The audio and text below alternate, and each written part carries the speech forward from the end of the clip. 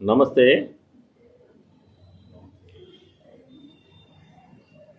Janasena party అధ్యక్షులు పవన్ కళ్యాణ్ గారు అసలు సమస్యలకు స్పందిస్తారా లేదా? జనసేన పార్టీని కూటమిగా మార్చిన తర్వాత, కూటమి పార్టీలో కలిసిన తర్వాత ఆయన తెలుగుదేశాన్ని విమర్శిస్తే మేమంతా తెలుగుదేశాన్ని విమర్శించాం సోషల్ మీడియాలో. ఇప్పుడు ఆయన పై లెవెల్లో గెలిచారు, కానీ తెలుగుదేశం కార్యకర్తలు మాతో కలిసి నడుస్తున్నారా లేదా అనేది ఎవరూ రివ్యూ చేయట్లే. పార్టీ ఆఫీస్లో జన సైనికులకి ఎంట్రన్స్ లేదు. పార్టీలో ఏం జరుగుతుందో ఎవరికీ తెలియదు. మన అధినాయకుడు సమస్యలపై స్పందించడు. వినోద్ కోటా గారి విషయంలో సమస్యలపై స్పందించరు. ఆవిడ రాజకీయ జీవితం దెబ్బతగిలినా స్పందించరు. ఆవిడ బెడ్రూమ్లో సీసీ కెమెరా పెడితే అది పర్సనల్ అంటారు. కుట్టే కావ్య స్పందించరు. ఆకుల వనజ స్పందించరు. అయ్యప్ప కోటిపల్లి స్పందించరు. ఒక తెలుగుదేశం నాయకుడు ప్లాన్ ప్రకారం జనసేన నాయకుడికి ఫోన్ చేసి దేవినేని ఉమా గారు ఆ వీడియో రిలీజ్ చేసి జనసేన ఎమ్మెల్యేని బ్లేమ్ చేస్తే పార్టీకి అది ఎంత డ్యామేజ్ అండి? దాని గురించి కూడా ఎవరో స్పందించరు. మేమంతా రూపాయి కూడా ఆశించలేదు, పార్టీలో గుర్తింపు కోరుకోలేదు, పదవులు కోరుకోలేదు. మేము ఎందుకు పనిచేసామండి? మా ఉద్యోగాలకు రిస్క్ అని తెలిసినా సరే మేము సోషల్ మీడియాలో పోరాడాం. ఎందుకు పోరాడాం? సమాజానికి మంచి జరుగుద్దని. అంతేగాని చంద్రబాబు నాయుడు గారి కుటుంబానికి మంచి జరుగుద్దని కాదు. పవన్ కళ్యాణ్ గారు తెలుసుకోవాల్సింది ఏంటంటే, మీకోసం మిమ్మల్ని నమ్మి మీరు చేసిన రిక్వెస్ట్ని మన్నించి పెద్దన్న పాత్ర పోషించమన్నారు. కులభావంతో మీకు ఓటేయమన్నారు. మేము వేసాం. ఏం చేశారు? ఈరోజు మీరు పార్టీని తీసుకెళ్లి చంద్రబాబు నాయుడు కాళ్ళ దగ్గర పెట్టారు. ఏం చేస్తున్నారు? ఇప్పుడు చంద్రబాబు నాయుడు గారు కాదు, లోకేష్ నాయుడు గారికి సీఎం చేసే పరిస్థితి ఏర్పడింది. ఇప్పుడు ఒకసారి మీరు ఆలోచించండి ఏం చేస్తున్నారు. మీ వైఖరి వల్ల జనసేనకు మద్దతు ఇచ్చిన వర్గాలు, జనసేనకు పనిచేసిన మాలాంటి జన సైనికులు చాలా ఇబ్బంది పడుతున్నామండి. చాలా ఫీల్ అవుతున్నాం.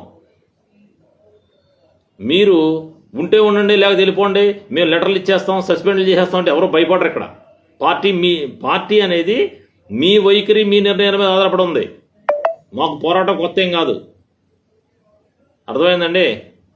మేము రాజకీయాల్లోకి వచ్చి సంపాదించుకునే అవసరం లేదు మాకు. మేము ఈ సమాజానికి మంచి జరుగుద్ది మీ ద్వారా అని నమ్మి మేము మీతో పయనించాం. కానీ ఇక్కడ మీరు దేనికి స్పందించకపోవడం, దేని గురించి పట్టించుకోకపోవటం, అసలు ఇది ఒక ప్లాన్ ప్రకారం పార్టీని మర్డర్ చేస్తున్నట్టు ఉంది. ఇది జనసేన పార్టీని ఒక ప్లాన్ ప్రకారం జనసేన పార్టీని తగ్గిస్తున్నారు మీరు పవర్ని. ఎందుకంటే రేపు ఫ్యూచర్లో మీరు ఒక 50 సీట్లు 100 సీట్లు అడుగుతారేమో, మళ్ళీ ఇవ్వాలేమోనని తెలుగుదేశం పార్టీ మన జనసేన పార్టీని తగ్గిస్తుంది. అది తెలుసుకోండి ఫస్ట్. జన సైనికులందరూ కూడా ఎవరైనా సరే ఇప్పుడు మన వాయిస్ వినిపించే టైం వచ్చింది. నిన్నగాక మన కందుకూరులో సంఘటన చూసాం. ఇప్పుడు మంగళగిరిలో ఒక సంఘటన జరుగుతుంది. ఆ స్టేట్లో ఏం జరుగుతుంది? దీన్ని ఆయన స్పందించరు. కనీసం బాధితులను పిలిపించి మాట్లాడాలి కదా. డిప్యూటీ సీఎం గారు బాధ్యతను పిలిపించి మాట్లాడాలి కదా. మీకు హోదా ఉంది, మీరు పవర్లో ఉన్నాం మనం, మీరు డిప్యూటీ సీఎం అయ్యారు. వాట్ ఈస్ ద యూజ్ అండి? వాట్ ఫర్ యువర్ అండి? మేమంతా అడుగుతున్నాం.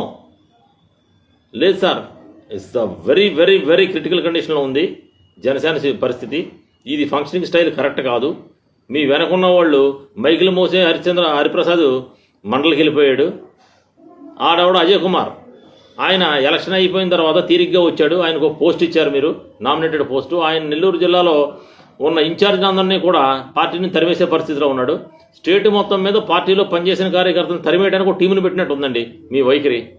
తెలుసుకోకపోతే జనసేన పార్టీ భవిష్యత్తు ప్రశ్నార్థకంగా ఉంటుంది. ఇది మేము చాలా బాధపడుతూ చెప్తున్నాం. ఎందుకంటే మాకు పార్టీ వల్ల మాకు వచ్చే లాభం ఏం లేదు. అర్థమైందండి? మా ఉద్యోగాలు మాకు ఉన్నాయి, మా జీతాలు మాకు ఉన్నాయి. ఉద్యోగాలు రిస్క్ చేసి మేము పార్టీ కోసం పనిచేస్తాం కాబట్టి ఈరోజు అడగడానికి సరిపోతున్నాం. మేము 10 ఏళ్ళు టయాన్ని వేస్ట్ చేసాం.